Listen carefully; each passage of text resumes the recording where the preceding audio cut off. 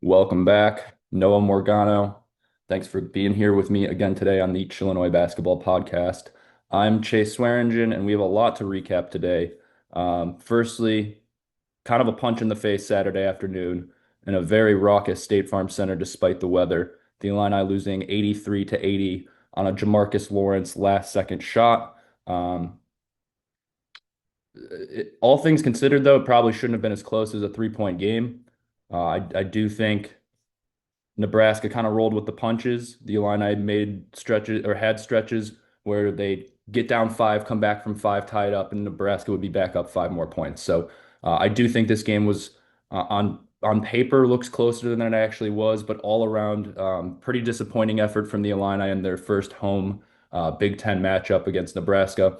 And it's one of those games where it's not a season changer. It's a little too early on in the season to be like, oh, this is going to be the time where if it's going to go downhill, if it's going to go downhill for the Illini. But it's one of those losses where it kind of makes you take a step back and look overarchingly at the program and being like, all right, guys, we're 11 games into this. What have we got figured out? What have we not figured out so far? And what do we need to do in a pretty pivotal stretch for the Illini going forward, at least before the Purdue game? They have 8 winnable games.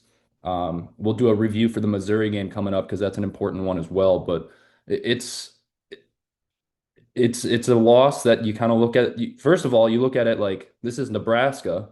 We should be beating Nebraska.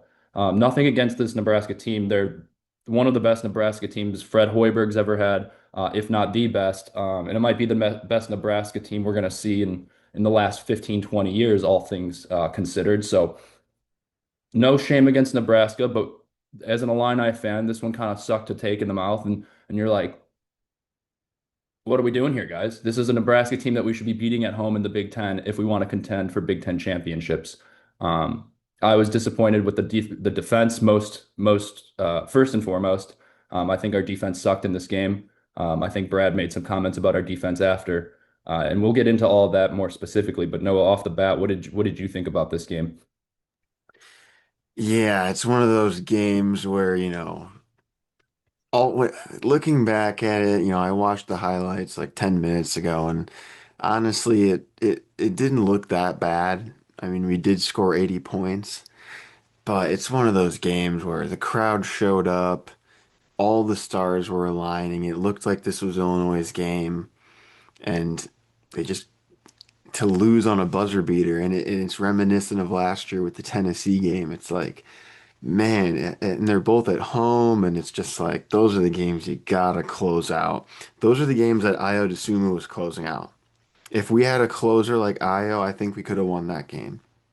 But, and I said it last time, until this Illinois team gives me a reason not to believe in them in these matchups, then I'm gonna pick them. But, they kind of showed me, especially what they allowed Price Sanford to do in that first half.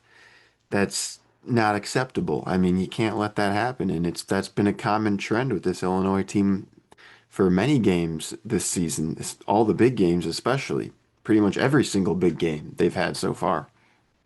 So, I'm a little bit more optimistic. I don't, necessarily think this is like a bad loss. I think Nebraska is going to go on to be one of the best teams in the Big Ten, but it's one that if you want to finish top three in the league, you got to win them. And they did not do it. And it's giving me shades of last year's team, and it's unfortunate.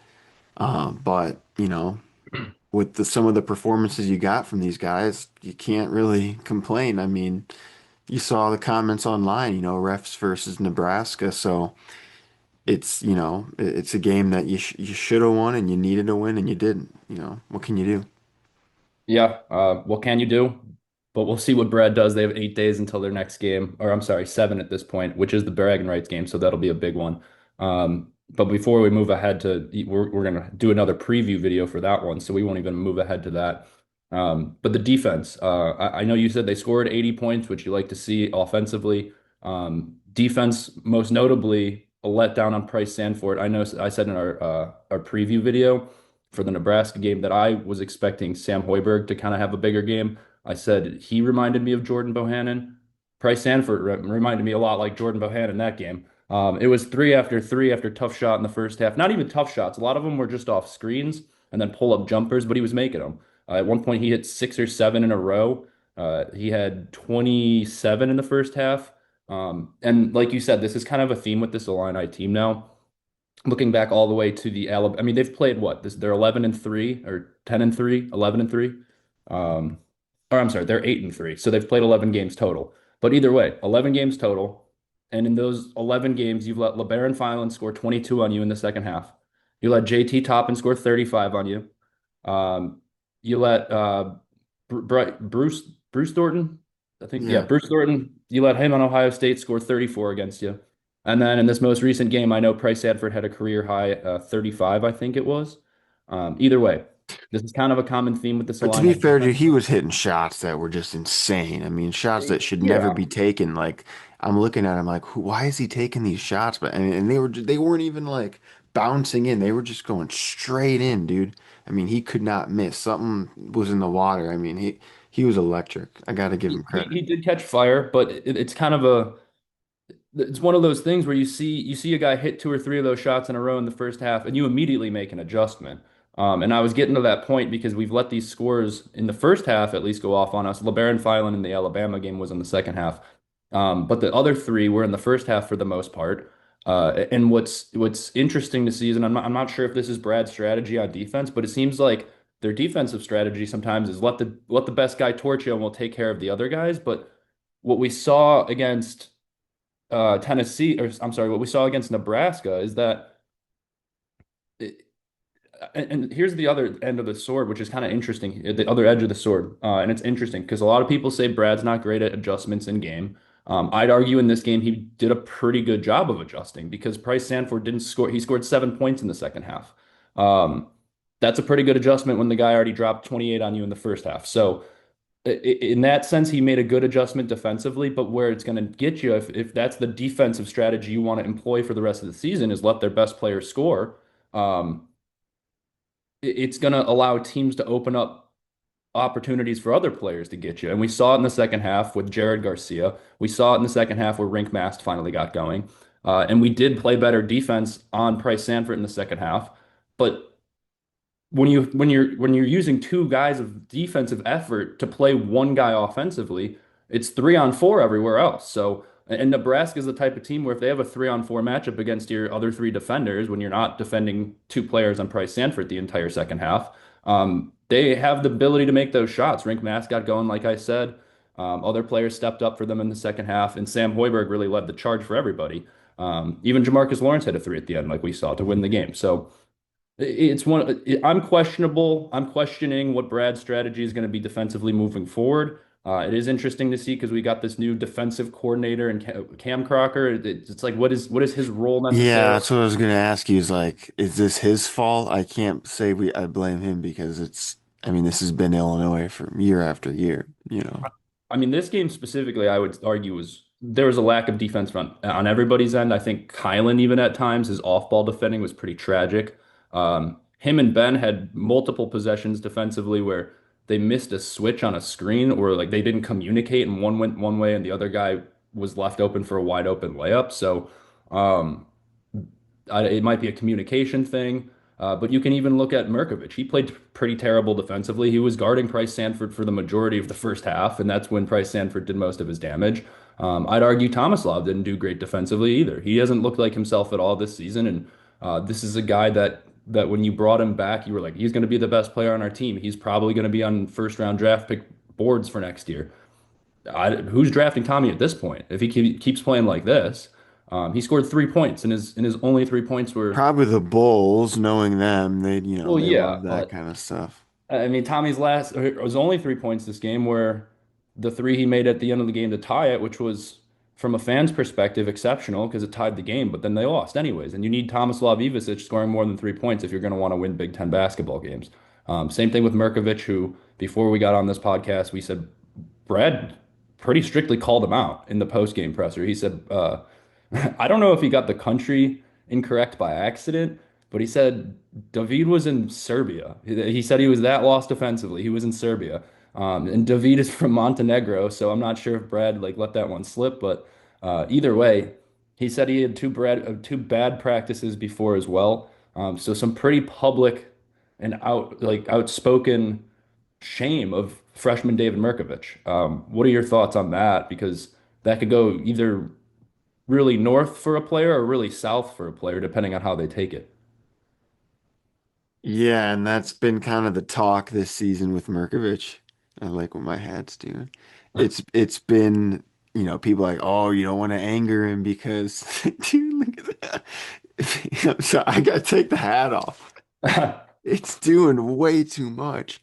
You got to get But the Brad cap back. I have it's right in my claws. It's bad luck now. Yeah, I I guess can't so. wear Once they win again, then I'll wear it. But until then, I can't put it back on. But no, I don't like it because maybe there's some truth to the whole argument. Oh, you don't want to, get Merck mad. You don't want him to get into a slump.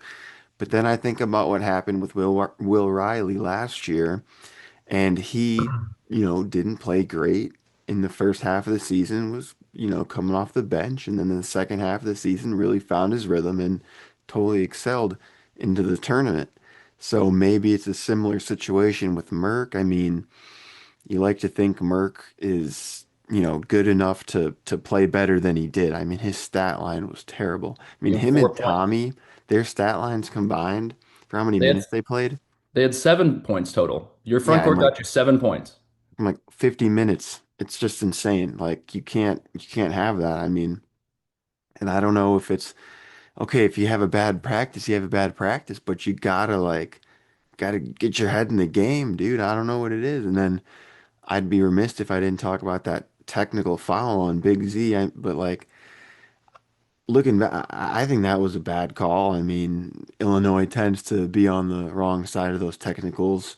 I think back to the tournament game against Houston with the RJ Melendez. RJ Melendez dunk. Oh my God. And it's just like, man, you hate to see that kind of stuff. And honestly, I don't mind the technical because I like him jawing back and forth. I want him to be a little bit, Pizza Hut parking lot. So it's not terrible. You just don't want to see it get called. And, the Big Ten refs have been weird with that kind of stuff. So it's just, I hope to see Merck. I just hope it's a funk. I hope that it's just a little funk and he gets out of it and he gets back to his normal rhythm. But it did seem that, he had these really great games, but they're against cupcakes. I mean, I can't think of a game this season where he's really excelled against a high major, top 25 team. Maybe the Tennessee game. I mean, I can't even remember. But meanwhile, Keaton Wagler, I mean, I think he played really well, all things considered, and he continues to excel. I mean, I think he's probably the best player on the team right now. So, and his three-point shot is hitting, man.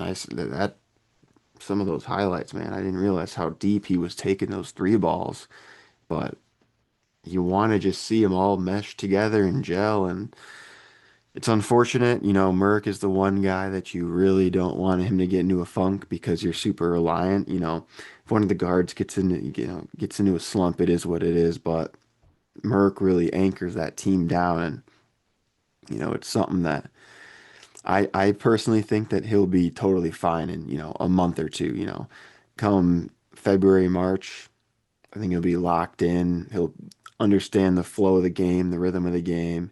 He'll have the feel. And I think that going into the tournament, he'll be playing his best basketball. I agree. I do think this is something he's going to respond to well. Some players don't always do that, but when there were reports in the summer about how, I mean, even all the Balkans besides Andre, really, they're all kind of. I know they said Tommy and Z and Merck like to get into it and practice and jaw at each other. So I think they all kind of have that chip on their shoulder. We just need to see it come out in the game against other teams without it. Sometimes looks a little frustrated. It looks a little. They look out of sorts when they use their emotion to play. So I think we just need to see the emotion not more bottled up, but it needs to be more contained, and the emotion needs to go to the right cause. You mentioned that Zvonimir technical, which I agree with you on that one. It was pretty soft. All he did was kind of bark in the other dude's face, and I'm not sure what he said. I wasn't there. I'm not sure if the player or the ref who heard him knew what he said because it was probably something in Croatian. Oh, I don't know what language he speaks. He's been doing that every game though, I noticed. He will chirp like the hit, he tends to do that. And again, I don't mind it, but you gotta be careful that you're not doing that in big moments. I mean, looking back, I don't think that that necessarily lost us the game, It but was an important stretch though. We were it was 54 to 51 after that dunk. So we were down three, and then the technical happens. They make their two free throws, and then Rick Mast hits a three, and they're back up 59 to 51. So an 8 point, I mean, they up 8 points after that 5 point swing. Um, Now, I don't want to be the podcast that is just ripping on the refs. And I don't want it to be like a podcast where we're like, oh, the refs screw Illinois every time, because I don't think that's a narrative I support. But, once again, I'm going to say the officiating in the Big Ten is pretty soft. The amount of times even Nebraska had a foul that they committed where I was like, where was that foul? Like, I'm glad Illinois got the foul, but it was such a bailout foul because a lot of the times Andre's driving and he'll lose the ball out of bounds, but they'll call a slap on the wrist. Same with Keaton when he does that spin around move, like in the lane. He'll lose the ball sometimes and they'll just call a slap. And I'm sure it's there because I'm not up close seeing it, but you think it's a bailout call sometimes, so it goes both ways. But the officiating is pretty tragic at the time currently. The technical was, I mean, how are you're a 7'2" guy and you dunk on someone, you're supposed to not show any emotion. That's ridiculous. And then at the end of we're the game, Pizza Hut parking lot guys. I mean, what do they yeah, expect? and like it's not like he like okay, I don't know what he said because like I said, it was probably something in another language, but. It wasn't it was so quick too. It's not like he spoke a full sentence to the guy. Now it was a little weird to see him run off the court back to the bench when he did get the technical and he was saying, "I don't care, I don't care." I thought that was pretty immature of him because it's like you should care in that moment. But I'm on the side of Zvonimir here. If I could dunk on a guy's head like that, I would probably scream in his face too. So I don't want to see that being taken out of the game. I like when they show emotion as long as it's not causing a fight or anything. And then we can talk about that phantom foul call on Tommy at the end of the game. Um, I don't remember the exact situation. It was after the under four timeout, but if you looked at the highlight of it, it was like there was no contact even. So sometimes I think the refs are a little whistle happy, but it definitely went both ways in this game, and I don't want to make it too big of a point on our podcast here about the officiating. But I've said it before. I'd just like to see it cleaned up on the officials' end. It's not fun to watch a basketball game when you're watching. There weren't too many free throws actually, but it's just not fun to see the whistle be blown, the play stopped like every 2 minutes, every minute and a half. It's not enjoyable to watch. But enough on that right now. I'll get back to where you were talking about Keaton Wagler because we were kind of talking about the negatives. I do want to throw some positives in here for the Illini. Keaton Wagler was exceptional in this game. He really kept the Illini in it at the end. He was the Big Ten freshman of the week. Now, I will say this was the first game where I saw some mistakes out of Keaton at the end of it, where they were freshman mistakes. He had a pass that he threw to Kylan, and Kylan was running baseline on a cut, and he thought he thought Kylan was going to stay in the corner and catch it. He just wasn't looking where he was passing the ball, and it went out of bounds, and it cost the Illini an opportunity to bring the game closer. And then there was oh, I mean, at the end too, he was playing defense on Jamarcus Lawrence. I actually thought the defense was pretty good on that play. Jamarcus Lawrence hit a pretty tough shot, but you got to be up on a guy if it's the end of the game. You don't want to foul him, but you got to be up in his face as much as possible, especially in an 80 to 80 ball game with that being the last possession or overtime. So once again, Keaton played exceptionally. He's arguably the best player on this team right now. I texted another friend of mine mid-game and said if Keaton keeps playing like this, I don't care if he's a one and done. He might be my favorite Illini player of all time because he's really fun to watch. So that was a positive for the Illini, I'd argue. We did get a Jake Davis corner three, which was fun to watch. And like I said before, oh, you're smiling. I'll get your Dude, point in he's about the Jake money Davis with corner that. He's three. just money with that shot. Like it's just It's only from crazy. the corner though. It's crazy. It's like he can only make it from the corner. He must practice that all the time or something. I mean, I'm sure he does. it's an automatic shot. I don't remember the stats they were using, but they were saying he's in like the 99th percentile for like his I think it's called like Atom or something. It has some weird acronym. But they have like a shooting measure where it can accurately measure like how center of the rim the shot actually was when it went in the basket. And I guess he's in the 99th percentile, so it's very rarely does he even hit the rim. So we did get a Jake Davis corner three. That was a positive. And then I will say again, I think the in-game Brad Underwood adjustments in this one, You could argue Fred Hoiberg may have outcoached him, but I think Brad did a pretty good job in the fact that Price Sanford really only hurt us in the first half. You can't keep letting guys do that to you because, like I said, it's a double-edged sword where it just opens up so much for the entire team on the other end offensively, especially in the second half of games when you have like time to talk about it. And the other thing I like that Brad did, people were kind of like, why is Jake Davis, why are Ben Hummerkaus in this game? Like they played a lot in the second half, which was not surprising, but like you didn't see it every game. But what I think Brad noticed and what allowed you to do is Nebraska's so good at containing inside the lane and making you kick it out to guys for a three, but they're also so good at making you kick it out to guys you don't want shooting the three. Andre had like three or four wide open threes and he missed all of them. The only guy they really keyed in on not shooting the three was Tomislav, but at least Brad's adjustment in the second half to put Ben and Jake in on the court, like at that time together, it gave you two statistically good shooters that you can't guard three guys at once, and you can't like if you had to pick between Jake Davis, Ben Hummerkaus, and Andre Stojakovic shooting an open three, I'd put my money on Ben and Jake Davis to make it before Andre did. So it's kind of one of those things where it's like it didn't win them the game, obviously, but there were spurts in the game where I thought if Jake Davis and Ben weren't on the floor at that time, it could have been 10 or 12 points that we lost by. I think it should have been still, but um, it ended up being just a 3-point game, which is, from a fan's perspective, extremely fun to watch, but also extremely tough pill to swallow. Now, in the spirit of Christmas, Noah, we have 8 days or 7 days, a week before this bragging rights game.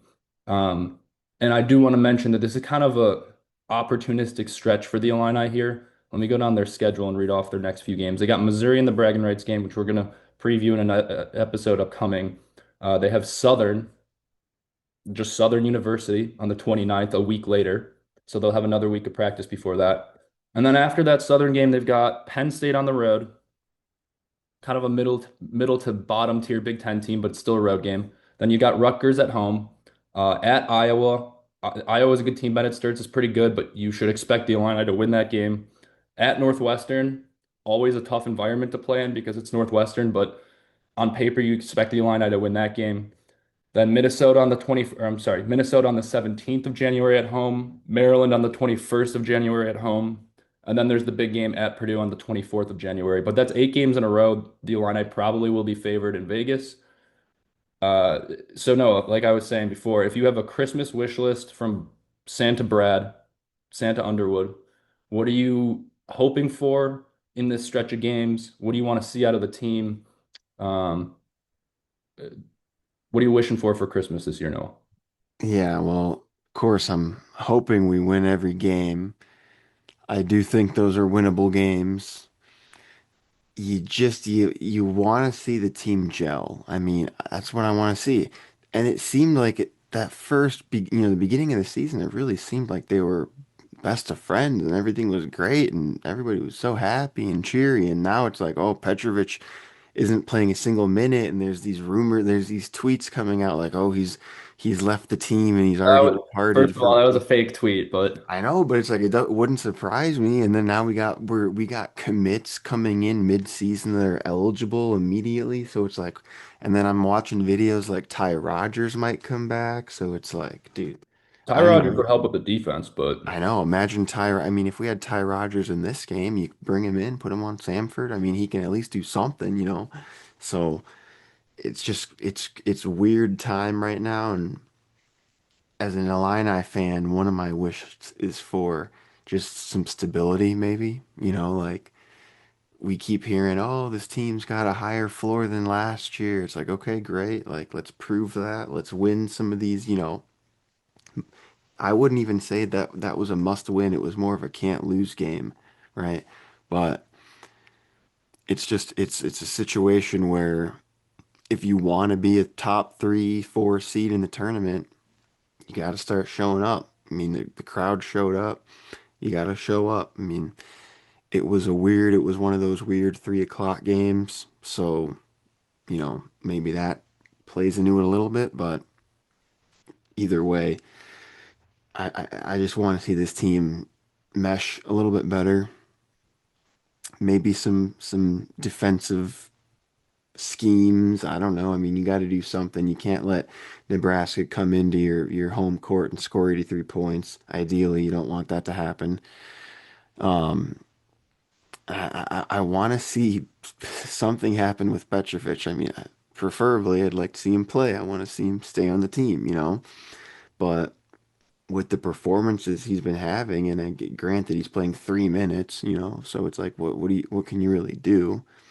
But you just you don't want to see him, you know, be upset. You don't want to see that throw off the team chemistry. You want everybody to be happy. You want everybody, all the European guys, like, hey, we all love each other. You want That's that what you want. Serbian nightclub on the bus kind of thing going. Yeah, exactly. And right now, you got, you know, Tommy's not playing great. Big Z's getting technical fouls. Merck's not playing great. Petro's not playing at all. You got another guy coming in. I mean, this could cause some. I imagine they're all friend like this new kid coming in. Which we'll talk about him right now, but he's got to be friends with some of these guys. I mean, they're all kind of friends. You know, they're all reposting the picture. Oh, committed. So I don't know. Maybe it's just a situation of like European guys trying to adjust to the American game, and it takes a little bit of time. I mean, even Kasparis last year, you know, he wasn't perfect. You know, I can't think of a European player that's come over and been perfect. I mean, even Igor Demin last year, BYU, he comes in, you know, underperforms. So it's going to be, you know, it's going to be an interesting stretch of games, but it's one that I'm optimistic for. So your wish is just overall team growth, team gelling. Um, I would say very much the same thing, so I'll get a little bit more specific. I'd really like if Tomislava Visic could go back to playing like last year's Tomislava Visic. I'm not even sure if this is because of the knee injury anymore. I don't know how many games you allow people to say, he's still coming back from that knee injury. He's got to get up to speed. Because it's been like 2 or 3 weeks now that he's been playing at full speed. And to me, his shot just looks flat, man. Like he hits the front end of the rim so many times on his three pointers. And what's really been astounding to me is his lack of initiation on the offensive end to get inside. He doesn't really get inside and demand the ball. He kind of just waits in the corner. He'll set a lot of screens up top, which I like because that's how this offense flows. Um, They but he got to very, put his very tonsils back in. I think his tonsils gave him the powers. We talked about this, Space Jam, and they took his tonsils out, and now he's not nearly as good. They boosted him, so that's I my mean, they opinion. took his tonsils, but they gave him his brother, so you would hope that would be like an even exchange. Either way, my Christmas wish list is just I want to see Tommy get back to being Tommy. It was a little interesting to see Brad, rip on Merck so much, but not rip on Tommy either. They're our front court, and they play together sometimes, and they are the established front court that we have. And if they're both of them need to be really good if this Illini team is going to be at its best.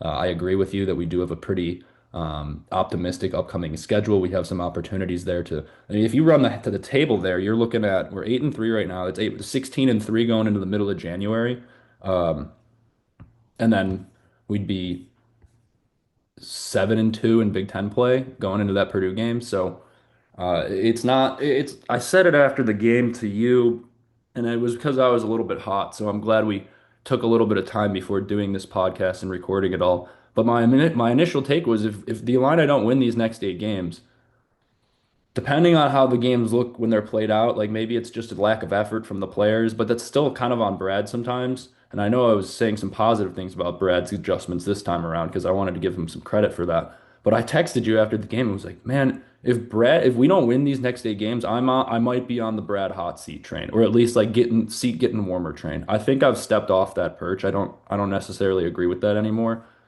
But that was my initial thought after this loss because I thought we'd run the table for the next 9. I thought we'd win Nebraska and then move on from there until the Purdue game. Now, so That Iowa game is going to be tough. I'm not going to lie. At Iowa is going to be tough. At yeah, Northwestern, we always have a hard time with Northwestern. Even we always have a hard time with Maryland, but they're not as good this year. I'm not saying it won't be hard. It's the Big Ten. I just think if the team is as good as we think they're supposed to be, if the team is, um, if they're gonna reach their ceiling, you got to have a stretch of games where you kind of show people you can not dominate, but you can win hard games. Because the standard, or not the standard, but the typical Brad Underwood team wins two or three in a row and then has a letdown game, and you're like, what the heck? The standard is the standard.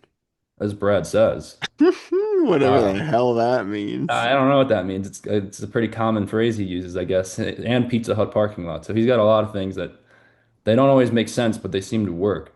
But either way, like the standard is the standard, and if if if they're gonna drop games to Northwestern, if they're gonna drop games to Maryland, I don't expect them to lose that game, but if they want to win Big Ten Conference championships, you have to win the games you expect to win.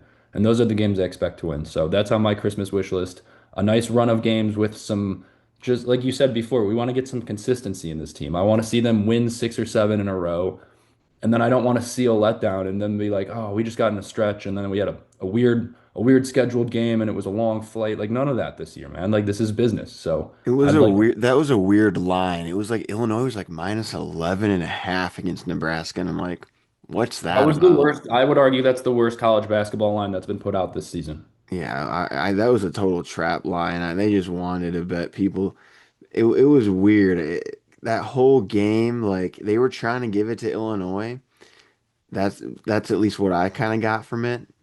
But I don't know. I mean, I will say this though. I am happy for Nebraska. Nebraska is one of my favorite teams outside of Illinois. I actually want them to do well, and I root for them whenever I can because the way I look at it, Nebraska has nothing else besides college basketball. They don't have NBA team, no, they don't have NFL team, they don't have anything. They don't have baseball. It's Their Nebraska. football team is pretty tragic now, so I know it's Nebraska football, Nebraska basketball, and Creighton basketball. I don't even know if Creighton has a football team. They might, but that's all they have over there. So I like to see teams like that do good. But obviously, I don't want them to beat my team. But it's just it, it it's upsetting, and I'm still. I mean, it's 24 hours later. I'm still drinking my sorrows away. it's I mean, it's 48 hours later. wow. I'm still drinking. That just He's on goes to a show. two-day bender from sadness. I'm gonna keep drinking until they get a win. So by the Oh next boy, episode, might I be a may or may long not week be for here. you, Noah. Anyways, Merry Christmas to us, hopefully, and Merry Christmas to Nebraska for that win. Um, And also Merry Christmas to the Illini. I know you said it before, but they did pick up another recruit, another commit today, who will join the team in the spring or as early, like once the winter break is over, he's joining the team. So at the next semester, and he will be immediately eligible. Another Croatian, another itch, which at this point I phonetically spelled my name with the C with the little hyphen over it because I think I'm going to name myself Chase Swearingic from this point on, just until this European experiment is either over or it succeeds. But we got Toni Bilic coming in, 6'9", 20-year-old. He's played for the Croatian under whatever, under 18 national teams before. Um, I watched a little bit of his tape. Nothing crazy. It's always interesting when you get a mid-season commit because they kind of come out of nowhere. Now, there are some ties with this guy to Tomislav Zvonimir. Actually, every player besides Andrei Stojakovic that is European on the Illini is represented by the same agent. His name's Misko Raznatovic. I probably butchered that like crazy. But he's a pretty prominent sports agent. He also owns a team in one of the Balkan countries. He's also Nikola Jokic's agent, so that's his biggest client.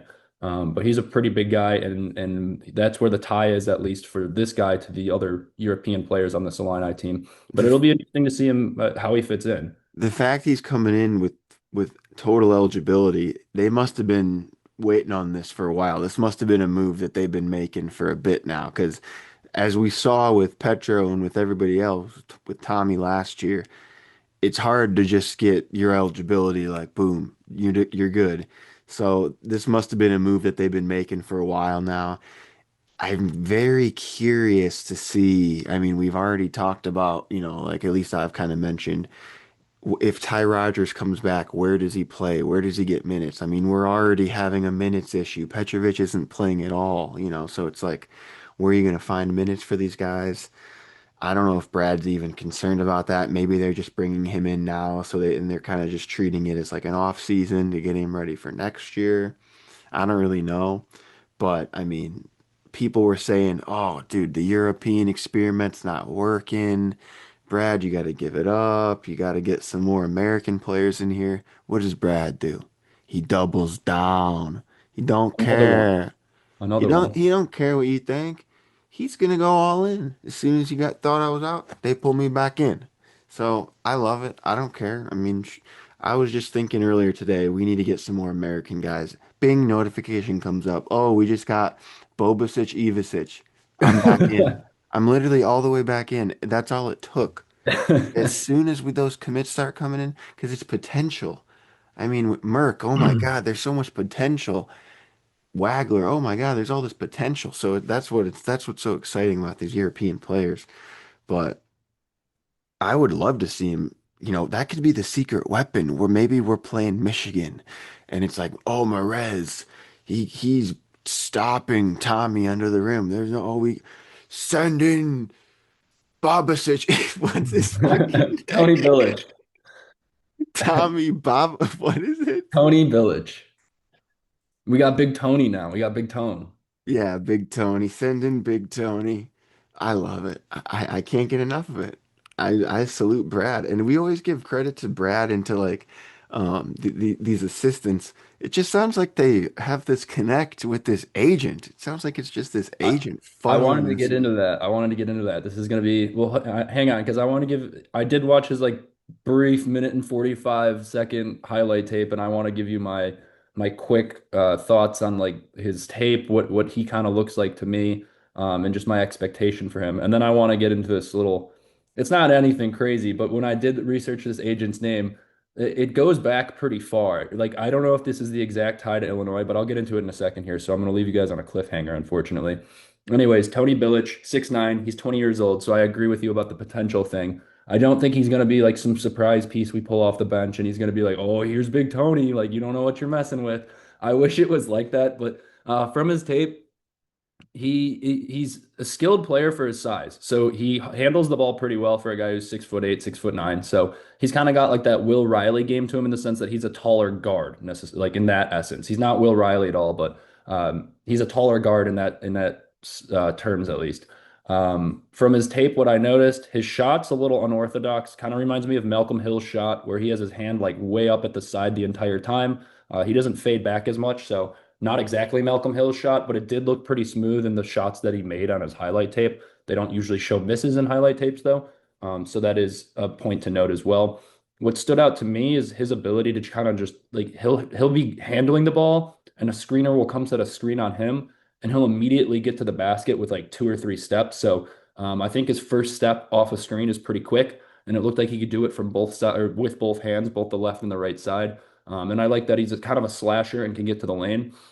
He also seems to have a pretty high IQ when it comes to like back cuts on offense. There were a few highlights that he had where somebody else is getting a screen and he makes a back cut along the baseline, gets under the rim for an easy basket. So I like that in his game. I don't expect him to necessarily play a whole lot this year. I think he'll be below the depth chart, below Brandon Lee, below Petrovic. Um, I think this is a piece for the future more so because I mean he's 6'8" and he only weighs like 160 pounds. So we're gonna need Fletcher to get on him in the workroom. He's gonna need to put on some weight. I think right now, Noah, unfortunately, if he were to try and defend Morez Johnson would dunk on him so hard it would send him back to Croatia. So I'm not expecting him to be like an athletic big freak. I wish that was the type of player we We got could at this send time. him in as like a casualty of war and just have him stand under the basket like, ooh, and Yeah, then just have just Marez. have him pick up like 4 quick personal fouls as long as he doesn't let himself get dunked on. All Now, I right, do let like his Marez punch you in the face and then just you'll be good. yeah, I like his size. Like adding another 6'9" player, 6'8" player to practice is always good because it's hard to find 6'8" guys. Like your student managers that are practicing with the players, oftentimes they're not usually 6'8" guys. So adding another tall player definitely helps with practice depth. Um, maybe he fills out a little bit and his shot's good enough where he comes in and has a few games where he's kind of a spark off the bench, but I wouldn't expect a whole lot from him this season. But it's always exciting to see, especially with the the European flair. You know, we got another itch on the team, adding to the Fighting Illinois. There's now the Balkan Six, actually. But what's So crazy is that they only pick the guys whose name end in that. Like there's other last names in the Balkan area that end in other letters, but it's yeah, like they're just targeting that specific combination of letters, the it is. IC. It's getting ironic at this point, but like if you think about it, there are a lot of like notable like Balkan athletes that like Novak Djokovic. So it's not like it's like uncommon, especially the Croatian soccer team. I think their like World Cup team in 2014 also completely ended with itch outside of one player.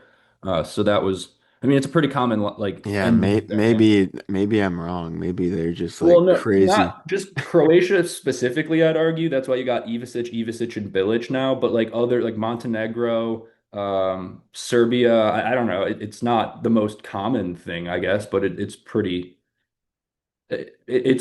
standard in the It Balkan seems language, I pretty guess. damn common if their whole soccer team, his last name ends in it. I mean, that was one year, but either way, it is getting ironic and funny at this point, and I'm glad there's memes being made about it. It keeps the team fun, so I hope he's a piece that comes in and fits pretty well.